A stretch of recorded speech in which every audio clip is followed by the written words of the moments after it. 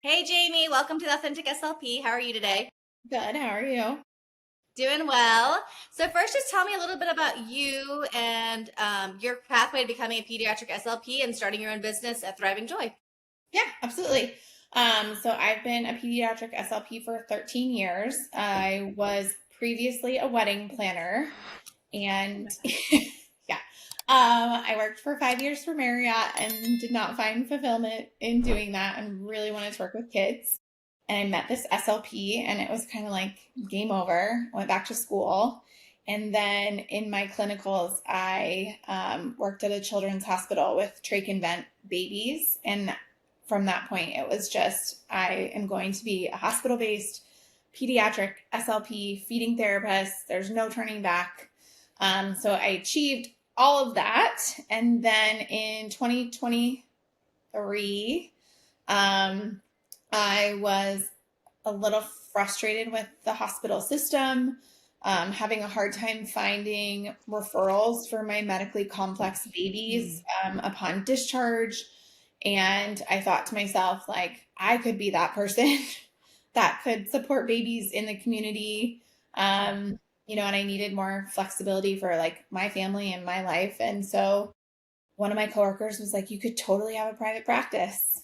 And I was like, absolutely not. And then I picked up one kid and then it just kind of spiraled. And here we are like 2.5 years later and we're growing. And yeah, we support birth to about 12, like so through elementary age. And I am like the lead feeding therapist. I'm also a lactation counselor. So I focus on like the babies and the birth to 3 population. And then I have another therapist who also has 12 years of experience that is more focused in our like toddlers and school aged and more of those like pediatric feeding disorders.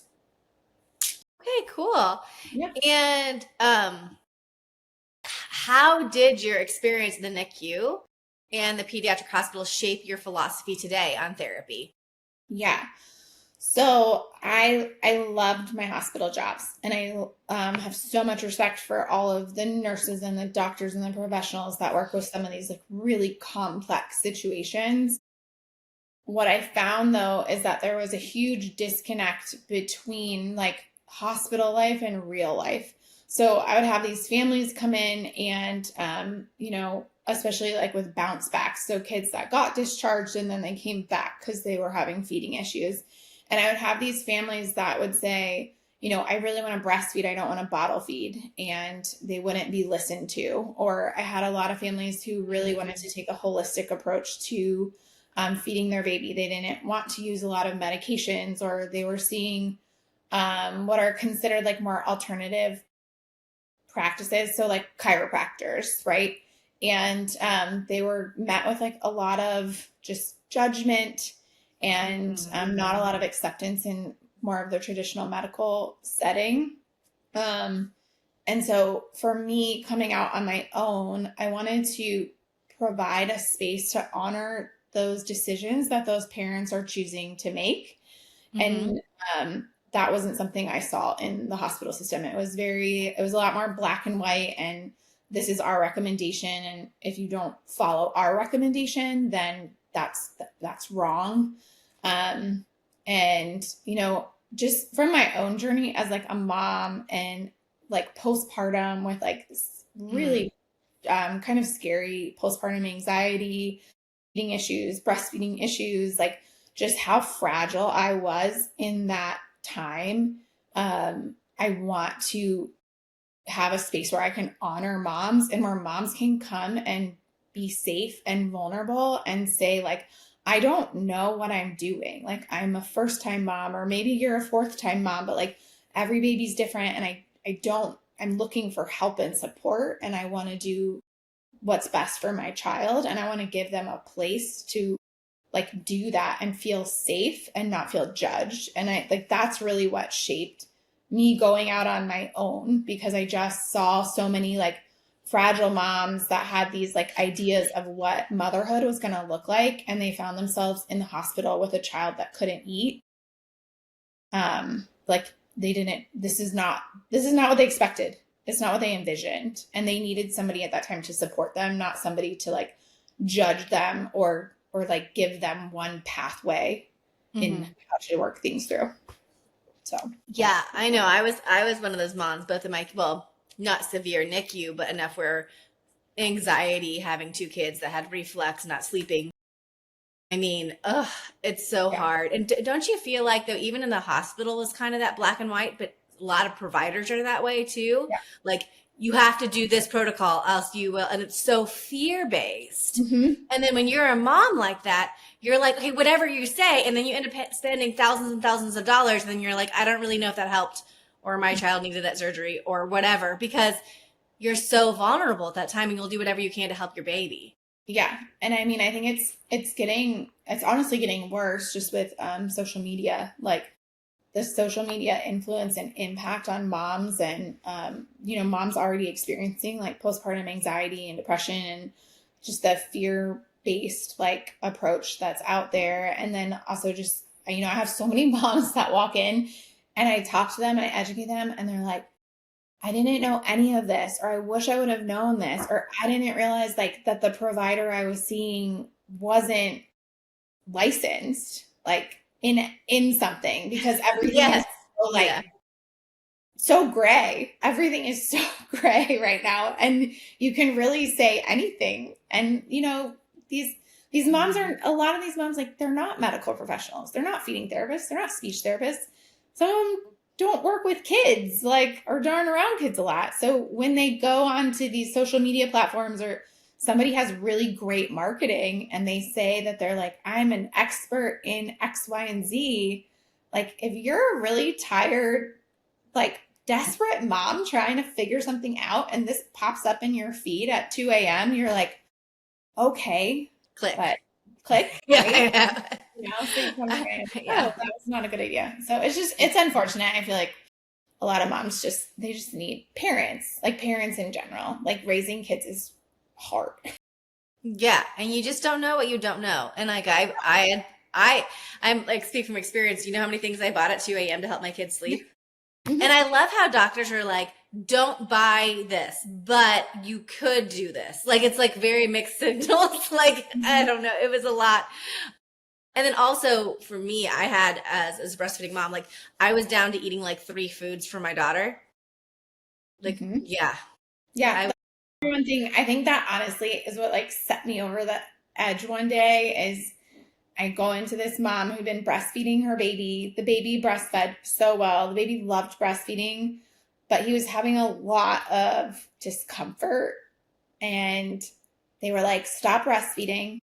We're just going to bottle feed and we're going to monitor like his intake for 3 days. And I was like, okay, but the baby hated the bottle, hated it. And I'm like, so we're like fighting with a baby to take a bottle of formula, but he loves breastfeeding. And it was just this like, this mom was in tears because she's like, I just want to breastfeed my baby. And then she is being essentially like inadvertently told that like breastfeeding is what's making your baby uncomfortable. And breastfeeding is why you are in this hospital right now. And it's like, no, it's not actually. Like, that's not always the, this is not necessarily the way to go. So it's just like, I think that was the day I like remember that mom so clearly. And I'm like, you guys are not only like negatively impacting this child's feeding, but we're now negatively impacting like the mental health of a new mom. And nobody is like seeing why this is such a problem. And it was, it's like, there's got to be a better way to do this. Yeah. So just curious. So in that situation, are you referring to dietitian? Are you referring, I lean on dietitians like far, far more now that I'm out of the hospital system. Because I've managed to find dietitians like out in, again, it's kind of the same thing where you talk to a lot of dietitians in the hospital and they feel very like pigeonholed and boxed in. And like, I'm not really getting to do what I thought I was going to get to do as a dietitian. And now they're out and they're able to like use their education to really like problem solve. So yeah, I'm finding that dietitians are much more helpful and that it's not just an automatic, like, you must be allergic to like milk, eggs, like soy, corn, everything. Just, hey mom, eliminate everything for 2 weeks and don't feed your kid while you do that. And then expect them to come back and just like breastfeed like nothing happened. So I just, like outside of the hospital, it's a lot less, because there's not this like pressure of discharge. Like there's not a pressure like we have to keep them like discharged. And so we're able to say like, yes, they're uncomfortable, but like they're not, it's not life or death. So like they can keep breastfeeding while mom is doing some elimination. We don't have to like literally rip breastfeeding away from this baby and rip it away from mom. We don't have to do such a drastic change. We can make gradual changes without changing everything, because we don't have this impending pressure of like discharge and days admitted and bottom line, you know, what's the bottom line kind of thing. Right. That drives a lot in the hospital, is number of days admitted and time at discharge. And just like insurance, and we had talked about this earlier too, with like taking Medicaid and insurance, like the reasons that we don't take it, well, I'm going to that way, is because that there is so many limits on what you can do, and they need to see progress, and there's not progress, or there's delays, like you have to justify it. So to get out of that system and to practice how we want to practice to help families and children the best, we can't have those limits on what we're doing if you want the best quality care. Yeah. So yeah, I'm just now turning that corner. I was one of those therapists who was like, I got to help everybody. And then I realized I was helping nobody. So yeah, and I'm in that other side of like, okay, like we are going to navigate some insurance, but it has to be ones that make sense, and it can't be all of them, because they don't all make sense. And at the end of the day, like if I don't make smart business decisions, there won't be a business to help people. And so you have to be this balance of like helping people, but also still existing, you know? Exactly. Yeah. Nope. You are right. I learned the hard way. So I'm glad you started your career that way. So, by the way, would love to know the dietitians that you and everybody you refer to, so we can add this to the list, because I have a few, but I was always adding to good providers. And I just love all of the moms that are starting businesses right now, and all these women providers and entrepreneurs. I just love supporting each other, because especially being a mom, I feel more comfortable seeing a mom. Yeah. Yeah. It is what it is. I think back to like before I was a mom and like the recommendations I made, and I'm like, oh. I know. And I'm not saying if you're not a mom, you're not a great provider. I'm sure you are. It's just sometimes it does help to have that little edge. It does. Yeah, absolutely. So who do you collaborate with? So you said pediatricians, OTs, dietitians, lactation consultants. Like, who are some people that you usually, if you get these complex cases, who do you work with?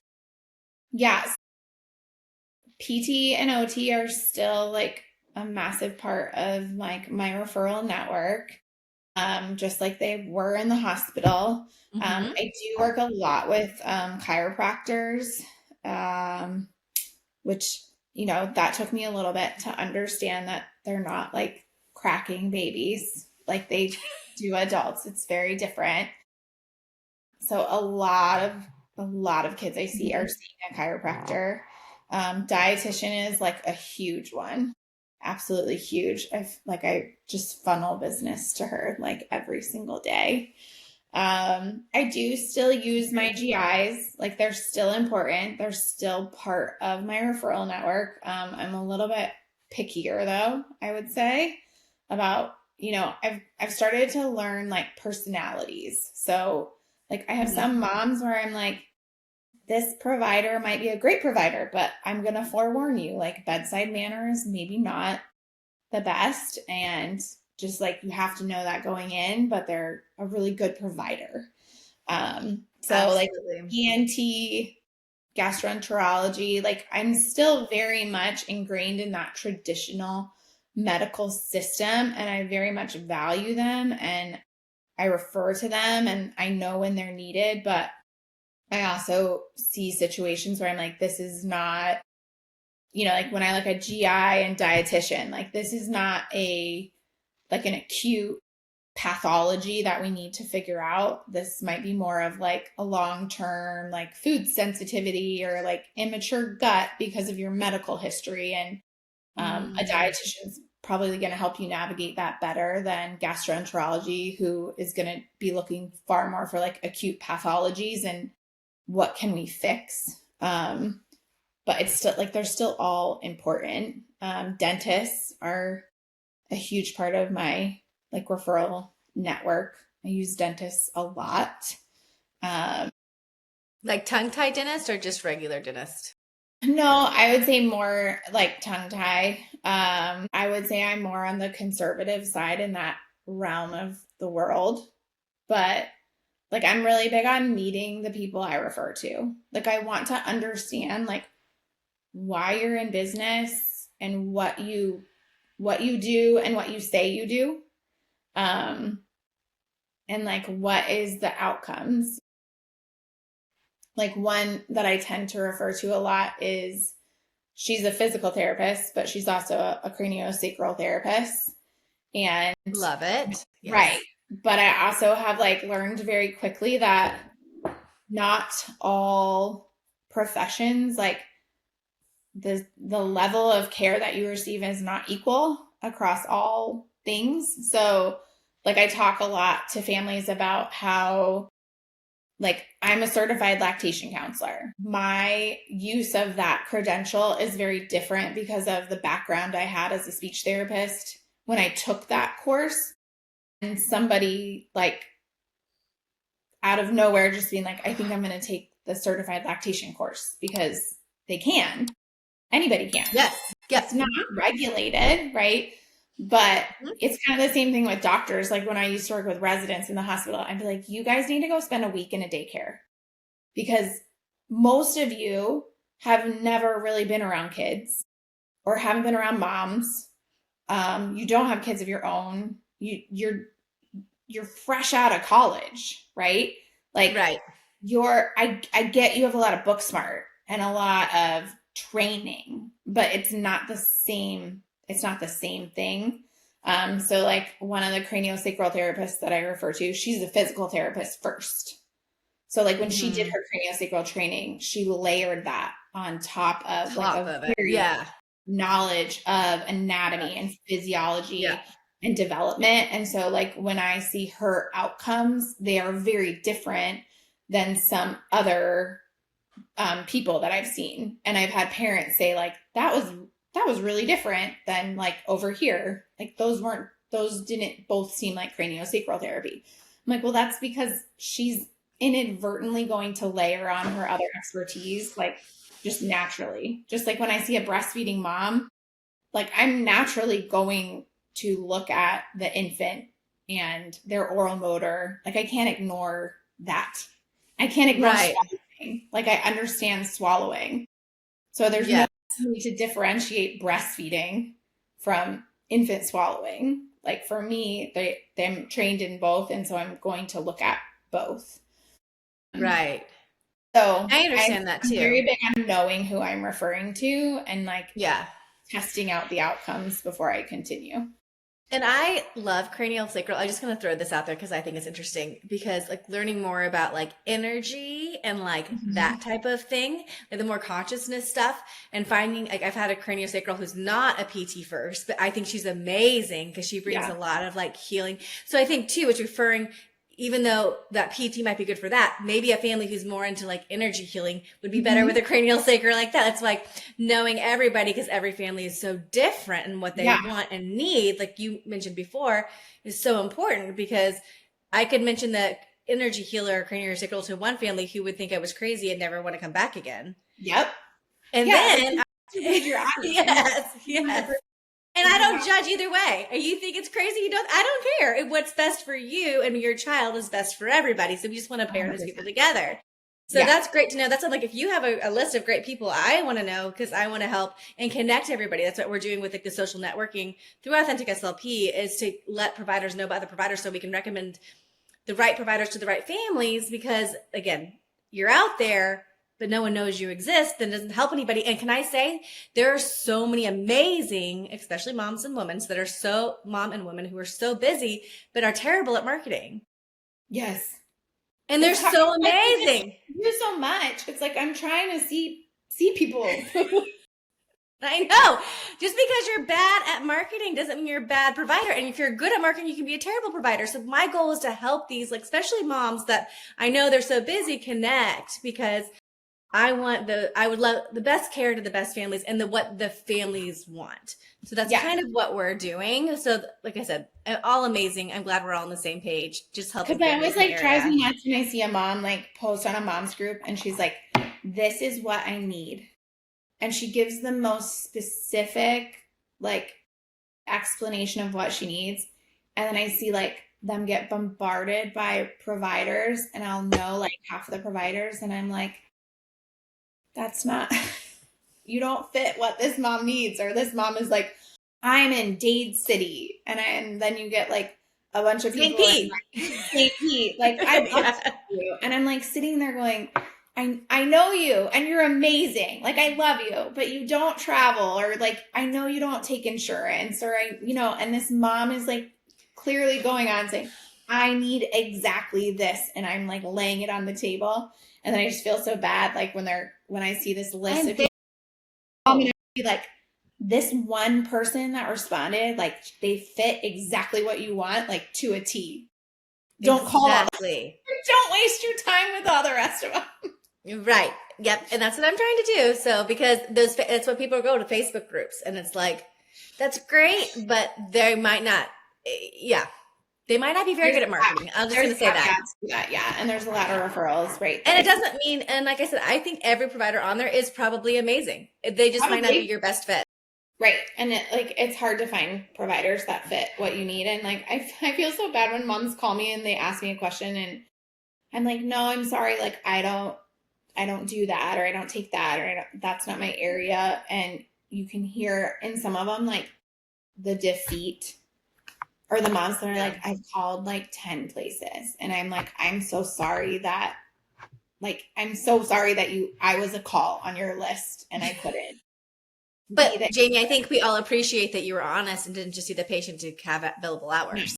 No, because then I'm not happy. They're not happy. Like, I learned that real fast. Like, know what you're good at, know what your niche is, know what your area of expertise is, know your boundary, your areas, your like traveling area, and then just like get pretty in it. I mean, my number one referral source is other speech therapists. Yeah. That's 100%. awesome. Yeah. That's what you need. And that's what we all need in our community, because like I said, you don't know what you don't know. So, right. So speaking of that, what would you say is your primary focus? You kind of mentioned a little bit, but just kind of get into that. And what don't you do? What is something that you do refer out to? Yeah. So, we are definitely like birth through elementary school. Mm-hmm. Two speech, right? You guys are both speech? Yeah, we're both speech. Okay. Like I get calls for teenagers, and I've seen teenagers in the past, and it's like just not my thing. No, I get it. My clinic is like rainbows with sprinkles. So like teenagers don't find my office to be real cool. And I do lactation, and then infant and toddler feeding. So that's like definitely the niche that is harder to find, I would say. And then I also do a lot of like G-tube weaning, very medically complex swallowing disorders, just because that's the chunk of my like background. And then, like I said, my other therapist has been a therapist for 12 years. So she's like awesome with autism, augmentative communication, phonology. She does have like a feeding background. So she's taking more of our like picky eaters, sensory feeding. So that's kind of like where we lie. I would say like where I like things that I refer out to. So hearing loss, right? Ear Mhm. implants, like that's not my area, so I refer out. And there's SLPs who like live and breathe, like literally do hearing. That's what they do. So I refer out for that. Fluency is not, I try and find people fluency specialists because it's so specific. We do take some like younger fluency kiddos. Like we're very comfortable with younger kiddos, but when you're starting to get into that older elementary age and teen years and you have like a diagnosed fluency disorder that's really impacting your everyday life, like there's SLPs that like dedicate their entire practice to fluency. So not like I'd love to have them on the podcast because I have so many questions now. Being a mom about fluency, and this is off the topic, but I almost, okay, this is just me. There's no research, so don't quote me, but like having a child that has tics mm-hmm, and seeing the correlation and the treatment that's the same for mm-hmm, stuttering and tics. I wonder how much of stuttering is more neurological mm-hmm. anxiety based. Yep. And I wonder if it's something that we shouldn't be treating alone. Mm-hmm.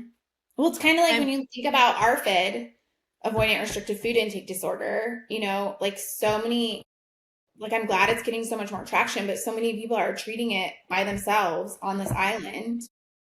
And I'm like, mm, or they're just doing this sensory feeding approach. And I'm like, we have to recognize that like just food mm, play isn't going to lead to a change in like their psychological health.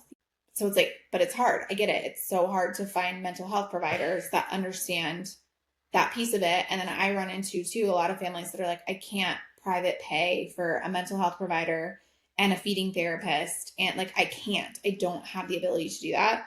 yeah. Which I totally honor that and I respect that. But it's so hard because there's so many disorders that we treat that we're a part of a team, or we should be. We Yes, should be a part of a absolutely. team, and like we're just not set up that way outside of the hospital. Like we're not set up to be a team. It's hard for me to get a GI doctor on the phone to have a conversation about what's going on. Like most of the conversation is between emails and like notes going back and forth, versus Hmm. true collaboration and true conversations. Yes, So something you missed from the hospital then is a little bit of that, than the collaboration that you had in the hospital. So if we could somehow do that outside, that would be amazing. And I wanted to say, how do you tackle that? Because this happens all the time. A family comes in, I think you need to see this person, this person, this person. Every single person I refer to has them do 12 different things.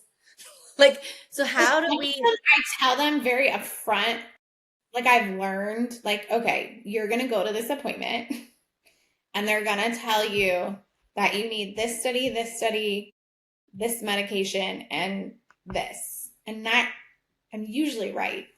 And so I help families like you might need GI, but you need to make a decision as a family before you go in there. Are you okay with reflux medication? If you're not, like, don't be blindsided with that recommendation. Like, Absolutely. pay to say, I'm not comfortable with that. What are the alternative options?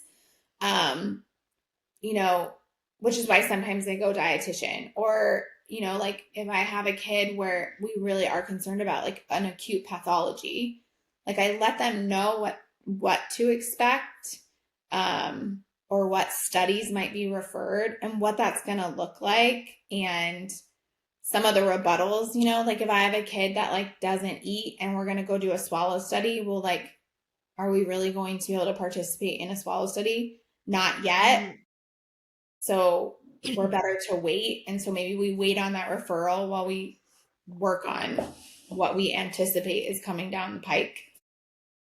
I try and prepare them. Like, same with when I make a referral and like the bedside manner isn't the best. I feel like families can go in and absorb information so much better if they're prepared for like what to expect or why they were referred where they were referred to. Because I think sometimes they get referred places and it's like, why am I here? Or the doctor's like, what? Yeah. Why are you here? I don't know, because somebody sent me here. I love getting that for speech therapy bells. Why are you here? The pediatrician told me to come. Okay, well. Trying to be really methodical about like when we're referring and the timeline. I'm very upfront with families when they call me. Like, I have a family that calls me with like significant feeding issues for an older child. Like, I spend a little time on the phone asking some questions because sometimes I'm not the first stop. Like, they're calling for feeding therapy because they have feeding issues. But when I start to ask questions, there's like some pretty significant red flags. And I'm going to need that information to like make progress. So like, prime example, I had a 9-year-old, they called, I had a conversation with mom. Every single thing she told me was like a massive red flag for eosinophilic esophagitis, like every single thing. And they'd never seen GI. And I was like, I can bring you in and I can do a feeding evaluation and like all these things, but you need GI. Like, everything you're telling me is just classic. And so she saw a GI, she went through the process, he got scoped. I never saw the kid. He had EOE. I never saw the kid. Diagnosed EOE, he got on a medication, and he took off. Did he need feeding therapy afterwards or no? No. It's shocking. Sometimes you do that, but then they still need. He did it, and I was like, I don't need to waste your time. Like, just I know. When I can figure that out on a 10-minute phone call, like, and reality is, if he did need feeding therapy, I have no doubt she would have come to me. Right, exactly. Like, you do what's best for people, that it comes back.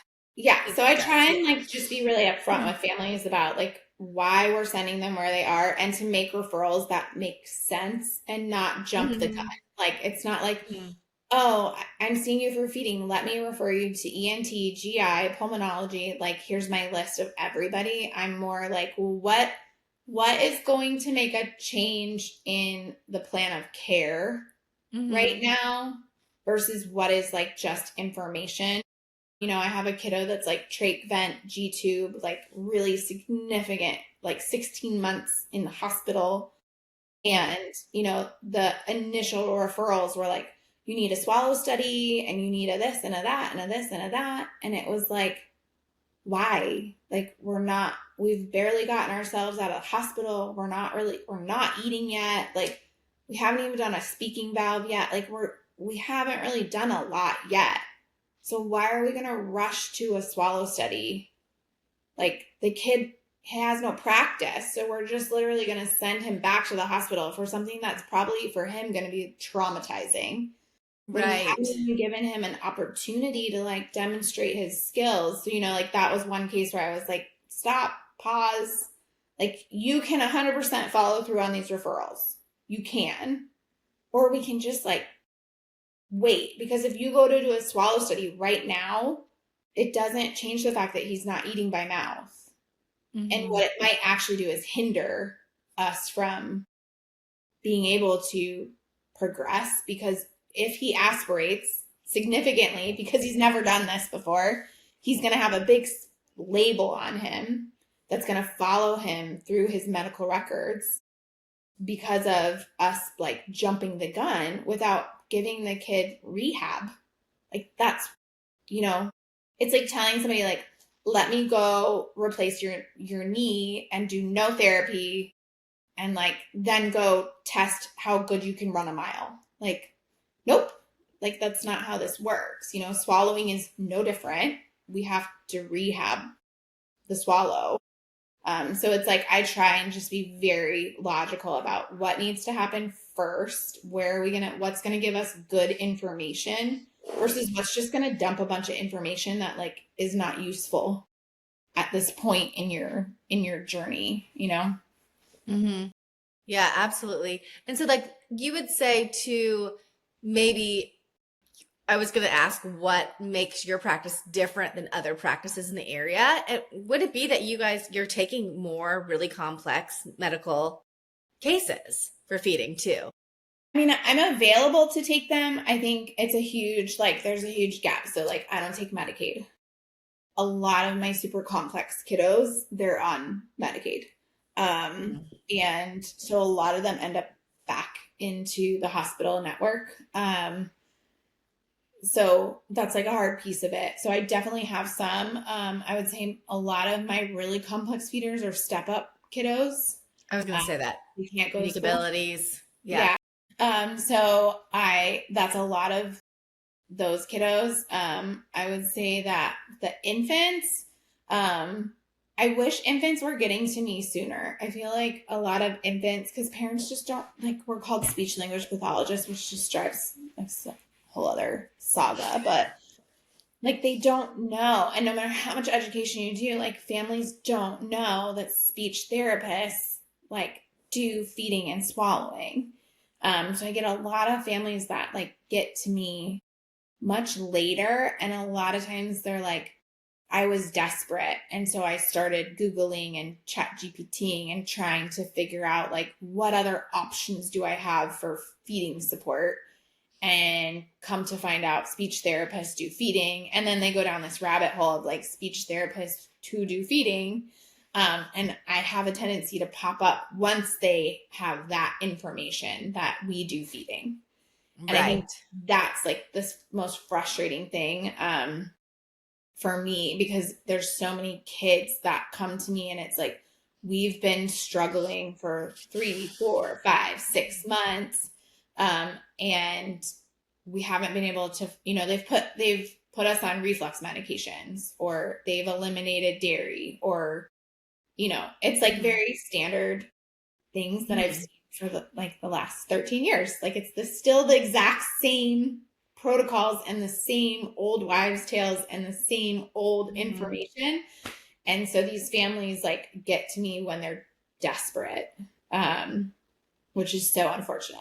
So I would say a lot of these kids that like, they're not that medically complex, but they end up being like a concern. On G-tubes almost, because they're trying to avoid a G-tube, or they're like falling off their growth curve like super early, or their feeding history has been so exhausting and traumatizing that now what was like a structural issue, or like a reflux issue, or a tongue tie issue, like is now gone on for so long that now it's like a sensory issue. Right. Even when we fix the root, now we have to spend more time battling all of the sensory and the trauma that has been created. The symptoms of not fixing the root. Yes. And I get a lot of kids like after the age of 1, which drives me bonkers, because like a baby is so much easier to make changes with than a 1-year-old. Like 1-year-old's stubborn. I know. And if we can do the infancy, and then if, what I'm learning too, and research is showing, is that how the gut is so important. And what I see with infants is now showing up in 3 to 4-year-olds. So getting those things taken care of at an early age, like in infancy, is the best thing you can do. And it's crazy, Jamie, because that is when the doctors tell you to wait and they'll grow out of it. Yeah. And that's when you should be doing everything you can to figure out what's going on with their gut to help them. Yeah. So, I'm on the same page as you. And I am definitely seeing the correlation between that infancy and then the gut and development. So more to come on that. And tons of research that's coming out. Thank God. So, what are you like most proud of yourself in doing all this with? Like you proud about, and where you've come from with your company and where you are now? My goodness. I don't even, I mean, like I said I was never, like, I was like, I'm never going to own a business. I'm never going out on my own. I'm never leaving the hospital. So like, I'm proud that I even did it. And now it's like, there's no going back. Like there's just absolutely no going back. This is not easy by any means. please like say that again. Like every therapist who's like 22 right now, who's like, I'm going to start my own business. How easy is it?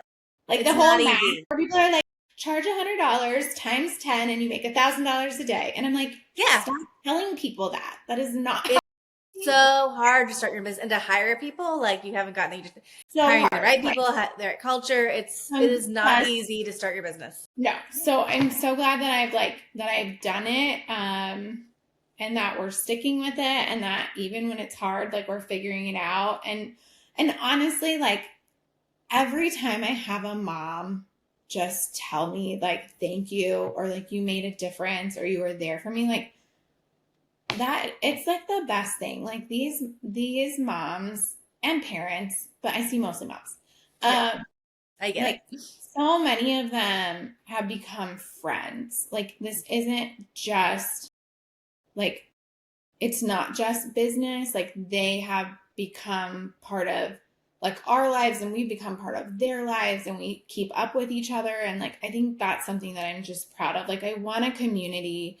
I'm trying to navigate insurance, and like we will navigate insurance, but at the end, I don't want to, like, I have no interest in being some big chain like machine with like a bunch of therapists. Like that is not my goal. Like, yes, growth is happening, but I just want to maintain a space where we can be honest with families and genuine with families, and they can be genuine with us. And, you know, that we can find the clients that value what we do and that we can value them. Like, not every client is for me, and that's okay. Absolutely. Mm-hmm. And I want to maintain that I want to run the business the way that we viewed it. I want to stay in the area that we're good at. I don't want to just take people to take people. And I want to continue to be a referral source. You know, like when I get a phone call and I'm not the right person, I try so hard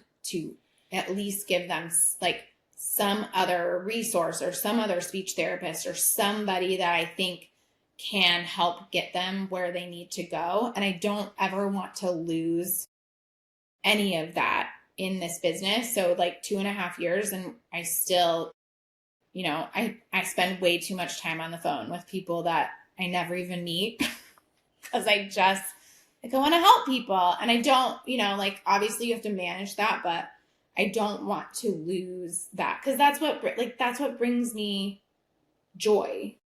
Mm-hmm. That's why I do this. Right. And I love how you said that when you were in the hospital, like the reason why you left is what you're doing now. Yeah. And that's because you're able to bridge that gap and bring that comfort to that mom you talked about at the very beginning who was upset and couldn't nurse. Like you're being able to help those families now the way that you want to. So yeah. That's awesome that you're doing that. And plus I want to say also you're like a mom of 2 kids, right? 2 boys. Yeah. 2 boys. And you're running a business and you have hired someone. So like all kudos to you. That's not easy at all. So be proud of that too. Not easy. So I was going to just ask, like, the last thing here, if you could just give, my favorite question is 3, as a mom and a business owner and what you do, 3 things of advice to give to any parent who's about to have a baby, like parenting advice, like 3 things. And it doesn't have to be your top 3 things. Like, don't go back and be like, I should have said this. Just like 3 things that you think, like, I wish I would have known this, or don't do this, or make sure you do this, or like mine would be, go ahead, you go first. One, and it's like my ongoing soapbox, is like find your providers before you have a baby and interview those providers. I'm so big on, if a provider has a problem with you asking questions about them or their expertise or their background, if like that offends them, like probably not the right provider in my book. Like I've flat out had a mom say to me, like, with all due respect, she said, I've already seen a lactation counselor. So what are you going to do that's different? And I was like, no problem. Thank you for asking that question. Like, 0 offense taken. But I know some providers get offended. So I would have, like, I did not find a lactation counselor before I had my kids. I was like, oh, there's lactation in the hospital. Like, I'm good. Nope, was not good. So I wish I had found that before I had a baby, because I was spinning, I was hormonal, I was exhausted, I was tired. Like, trying to find a provider at that point was just another overwhelming thing. So I would say find providers, like, especially lactation. Like, if you want I to was going to say lactation would be the one that you would say. before you have a child, and establish that relationship ahead of time so that you know that their personality matches with what you're looking for, because not all personalities work. I would say don't buy all the, like, stuff, like all the things, like On Amazon at 2 a.m.? No? some of it's great, but ultimately I find so many families that have all the, like, gadgets and, like, the new trending thing, but they don't have support. So like, invest in the support before you invest in a bunch of, like, social media trending, like, gadgets Items. Yeah. And 3, and I'm like, I think I'm afraid of how this is going to, like, progress in the years to come, but, like, I know it's hard to, like, stay off social media, but don't use social media as your, like, source, your primary source of information. I have so many moms that come in and they're full of anxiety and stress and guilt and shame. Yeah. And so many of them are like, I saw this on TikTok. I saw this on Instagram. Is this true? Is this true? This person told me that. This influencer that. And, like, they're spinning because of all the information that we're, like, consuming right now. I'm reading The Anxious Generation right now, and it's just, like, blowing my mind. And I'm, like, seeing how it's impacting, like, kids and development, but also how that is now translating into motherhood and how we navigate motherhood, and how we make decisions for, like, what we're doing, and how much moms, like, question themselves now. There's just, like, trust your gut. Like, you have a mom gut. It is valid. There's a reason for it. Like, do not allow strangers, essentially, to be, like, your primary source of, like, guilt and doubt and information. Like, find real people in your community. Connect with. Yeah. If you're feeling fear from any person on social media, or that is not truth. Right. Like, that is not how we should operate. So if you're feeling that, know that, go get a second opinion. Like, no one should make you feel scared to do something or not to do something. You should be feeling empowered, and that you feel like you trust somebody. So yeah, I would agree with that too. I also would mention that this anxiety thing, to me, because, I see it all the time. I had an OT I just talked to who said that 20 years ago, 5% of her caseload was anxiety, and now it's 90% or higher of her kids. And she had been thinking, like, it's a lot about the parents and our energy and how we're not setting boundaries, which I agree. But I also think there's that nutrition part of it that we're seeing, that we're lacking right now. And I think that is a huge part of it, that people don't understand how much of the foods that we're eating could affect anxiety. And again, you don't have to believe me. Like, there's research coming out. You don't have to believe Jamie or the nutritionist or anybody yet, but there is definitely research showing that there are certain foods that are causing these symptoms. So, and of course, it's not a silo. So everything, genetics, dietitian, social media, technology, pollution, like, it's all kind of doing that. So you could be scared and think about everything you need to do, or you can take proactive steps that make you feel empowered and feel like they're under your control and you can do it for your child.